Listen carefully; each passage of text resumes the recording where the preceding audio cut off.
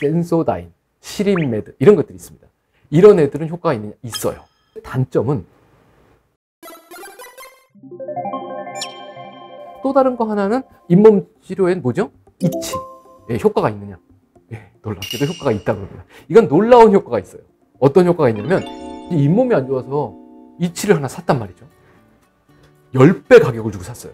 그리고 이치 매뉴얼에 뭐라고 써 있었냐면 이거는 잇몸에 마사지 하듯이 충분히 불러서 발라가지고 마사지를 해야 된다고 되어 있습니다.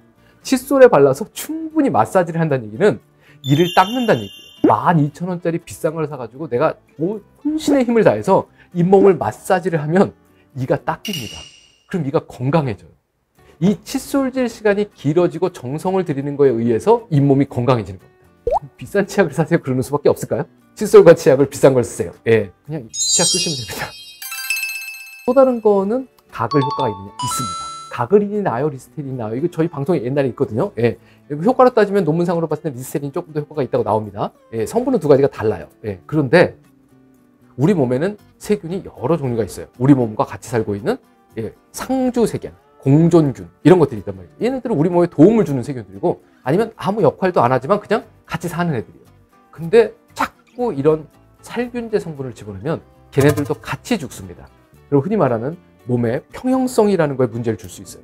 세균이 너무 많아서 무언가 화학적인 도움을 줘야겠다 그러면 치과 의사가 처방을 해드립니다. 이런 걸 쓰세요. 단기간 동안에 치료 목적으로.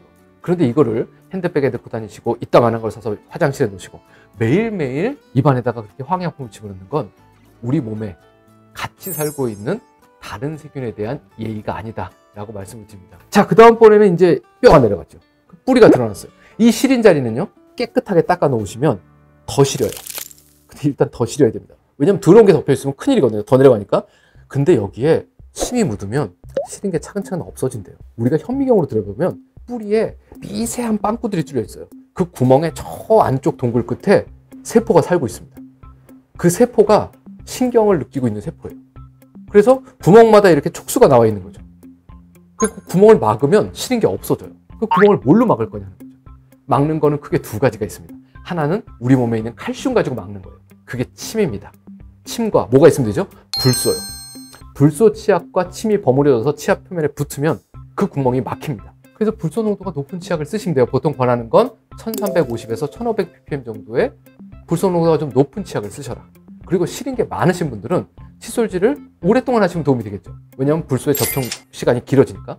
그 다음번에는 물로 헹궈내지 마시고 그냥 주무시라고 그래요. 퇴퇴만 뱉어내고. 그럼 입안에 치약기가 남겠죠. 그럼 밤새도록 침이 칼슘을 이빨 안으로 시린 걸 없애는 거예요. 치약을 안 헹궈도 돼요? 이렇게 물어보시는 분이 많아요. 10번씩 헹군다고. 10번씩 헹궈야 될 정도의 성분이면 안 쓰셔야 될 치약입니다. 치약 성분 중에 성분이 괜찮은 거는 안 헹구셔도 돼요. 그리고 양 자체가 미량입니다. 치약은 얼마만큼 쓰라고 말씀드렸죠? 초록색 완두콩 크기요. 예, 칫솔 위에다가 치약을 이렇게 쫙 짜는 건 치약회사 광고입니다. 요만큼만 올려놓으시면 돼요. 그러면 칫솔질 꼼꼼하게 하시는 동안에 치약이 어디 있는지 치약 맛이 어떤지도 모를 정도의 양이에요. 그러니까 뱉어만 내시고 그냥 주무시라는 거예요. 그리고 특정 부위 어디가 시리신 분이요. 손가락 끝에 양치질 다 끝내시고요. 조금 짜서 정말 미량만 짭니다. 짜서 그 자리에 싹 바르고 주무세요.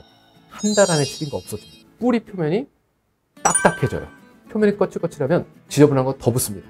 그래서 시린이에는 불소 치약입니다. 이쪽에 딴 게 있죠. 센소다인, 시린메드 이런 것들이 있습니다. 이런 애들은 효과가 있어요.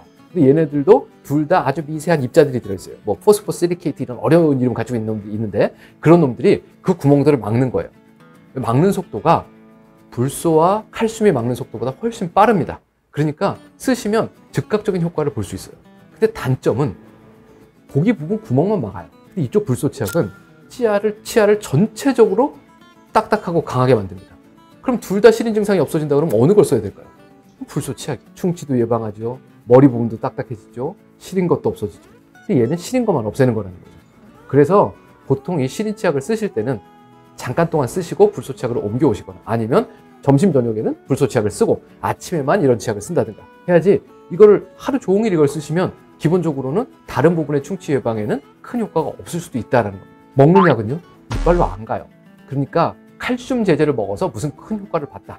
이거는 시린 거를 치료하는데 큰 효과가 없습니다. 뼈나 이런 데는 좀 좋아질 수는 있겠죠. 그리고 뭐 어차피 칼슘이 돌아다닐 테니까 침으로도 좀 나와주고 그러면 이빨에 붙는 데 도움은 되겠죠. 그래서 뭐 먹는 게 나쁜 건 아니지만 나란 효과는 없다는 겁니다. 잇몸뼈가 내려가는 건 안 닦아서. 이게 1번이에요. 찾아보시면 칫솔질 영상이 시즌 1에 많습니다. 예, 복습하시는 차원에서 꼭 보셔야 되고요. 치간칫솔 쓰는 얘기도 있고요. 그 다음번에는요, 외부의 잘못된 힘에 의해서 스트레스도 큰 영향성이 있다고 말씀드렸습니다. 이렇게 두 가지를 잘 조절하면 지금 현재 내려간 잇몸뼈가 다시 올라오진 않습니다. 안타깝게도 지금 현재 잇몸뼈 높이를 유지하면서 평생 내 이빨 가지고 씹어먹으면서 살 수 있습니다. 오늘은 잇몸뼈가 내려가는 얘기, 그리고 내려간 뿌리 부분에 시린 증상을 어떻게 관리할 것인가, 이런 얘기들을 좀 드렸습니다. 궁금한 거 있으시면 밑에 댓글을 좀 달아주시고 말씀드린 대로 구독과 좋아요 부탁드리겠습니다. 감사합니다.